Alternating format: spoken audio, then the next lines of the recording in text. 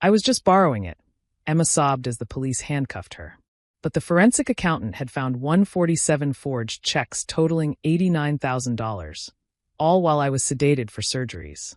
The bank's facial recognition caught her wearing a wig to impersonate me. The detective said, "This is one of the most calculated cases of financial fraud I've seen," Detective Morrison finished, looking at my former best friend with disgust. "She studied your signature for months, purchased disguises, and waited for your most vulnerable moments to strike. Miss Chun, you're looking at 15 years minimum. My name is Lily, and I'm watching my college roommate, the person I'd trusted with my life, get arrested for systematically destroying my future while I fought to stay alive. It started 18 months ago when Emma and I decided to get an apartment together after graduation.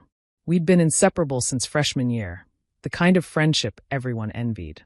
She was there when my grandmother died and left me a trust fund. She held my hand when I was diagnosed with endometriosis, so severe it would require multiple surgeries. She was my emergency contact, my power of attorney when I went under anesthesia, my sister in everything but blood.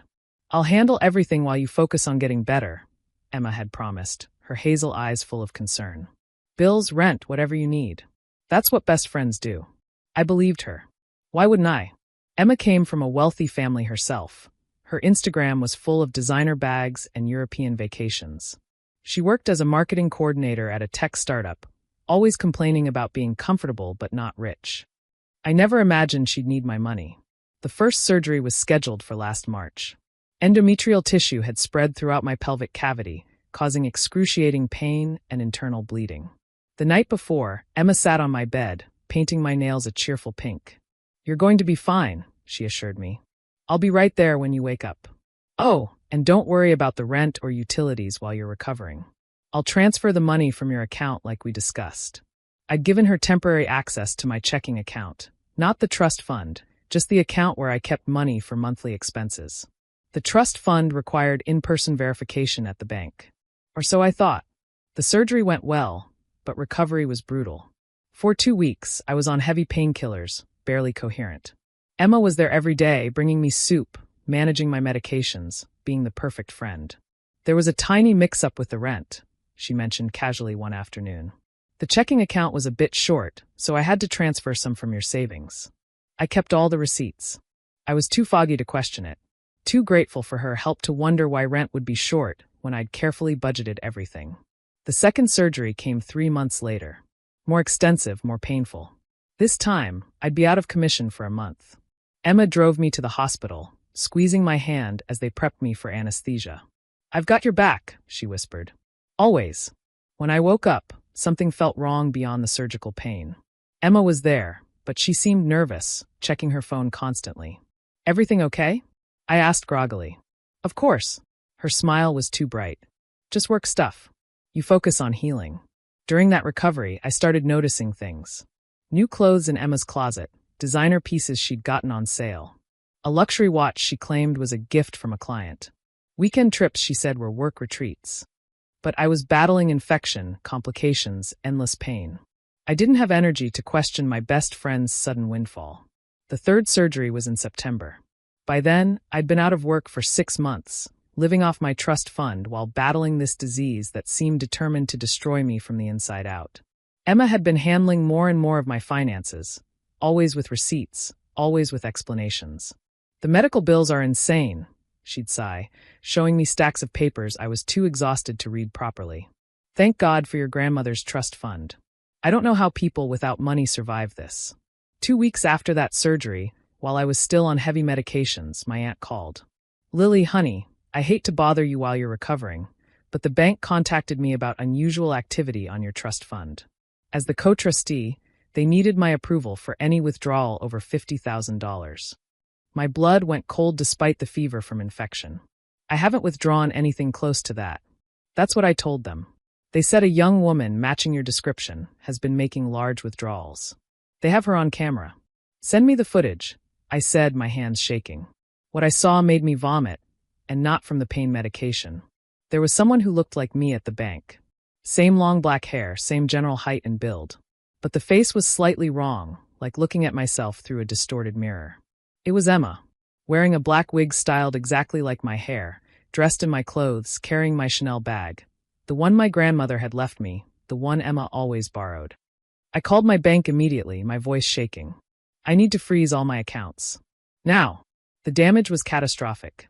In 6 months, Emma had stolen $89,000 from my trust fund. She'd forged my signature on 147 checks, memorizing the loops and swirls while I lay unconscious in hospital beds. She'd purchased a high-quality wig, studied my mannerisms, and convinced bank tellers she was me. But I have two-factor authentication, I protested to the bank manager. How did she? She had your phone while you were in surgery, he explained gently. She was receiving the verification codes. I thought about all those surgeries, how I'd given Emma my phone to keep safe. How she'd had hours of uninterrupted access while I was unconscious. My emergency contact. My most trusted friend. Detective Morrison arrived at my apartment the next day, finding me surrounded by bank statements and medical bills, trying to piece together the betrayal. Walk me through your friendship, she said, notebook ready. I told her everything. How Emma and I had bonded over dead grandmother's freshman year. How she'd been there for every heartbreak, every triumph. How when I got sick, she'd stepped up without being asked. Looking back, were there signs? The detective asked. Signs? Yes, there had been signs I'd ignored. Emma's intense interest in my trust fund details. The way she'd volunteered to be my medical power of attorney. How she'd insisted on driving me to every appointment, being present for every consultation where my vulnerable state was discussed. She knew my surgery schedule better than I did, I realized aloud. She knew exactly when I'd be unconscious, for how long, what medications I'd be on. Detective Morrison's expression darkened. This was premeditated. She was planning this from the moment you got sick. The investigation revealed the terrifying scope of Emma's deception.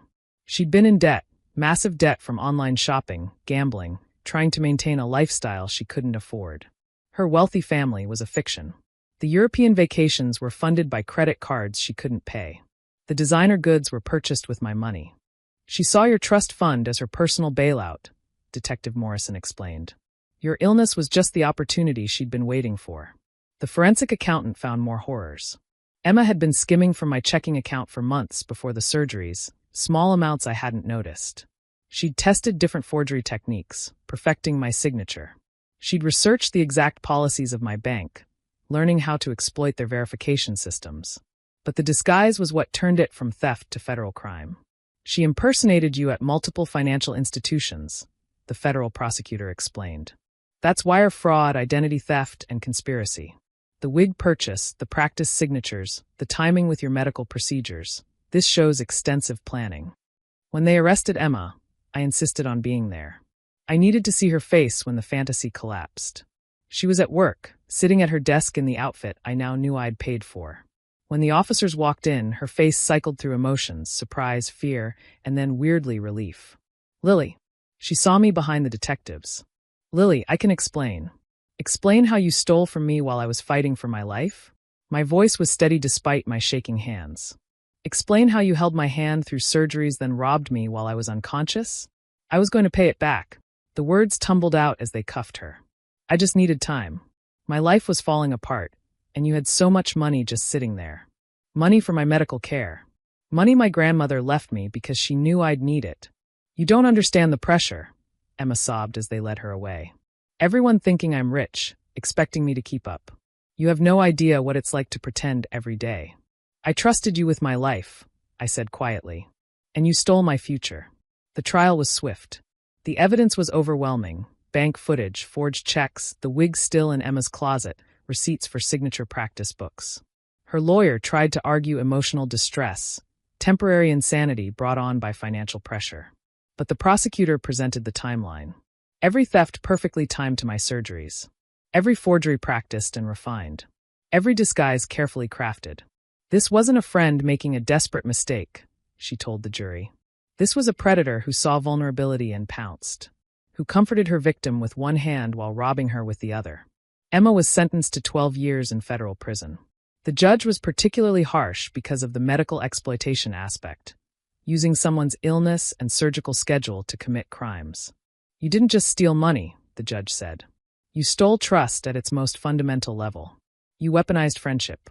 I got some money back through insurance and victim compensation, but not all. The stress triggered another endometriosis flare, requiring a fourth surgery, one I had to crowdfund because my trust fund was depleted. My parents, who'd initially blamed me for giving a friend too much access, finally understood when they saw the evidence. She was like family to us, my mother wept. We trusted her with our daughter. That's what predators count on, I told her. They don't look like criminals. They look like best friends. I've rebuilt slowly.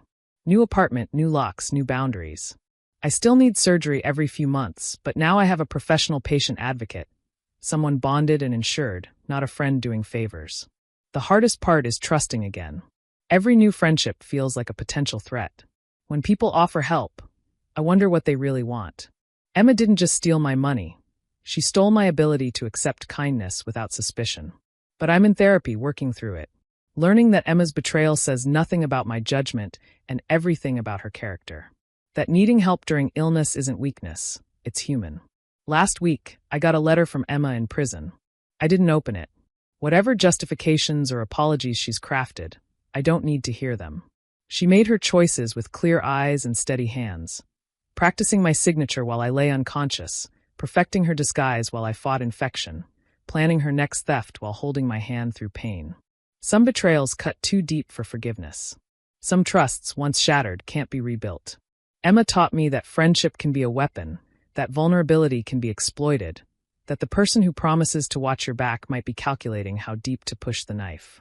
But she also taught me that I'm stronger than I knew, that I can survive both disease and betrayal, that losing $89,000 hurts less than losing myself to bitterness. I have more surgeries ahead, more battles with this disease that tries to claim me from the inside. But now I fight with clear eyes, careful boundaries, and the hard-won knowledge that the most dangerous predators are often the ones who claim to love us most. Emma is serving 12 years for stealing my money. But I'm free, from her, from false friendship, from the naive belief that love means blind trust. That's worth more than any trust fund. That's worth everything.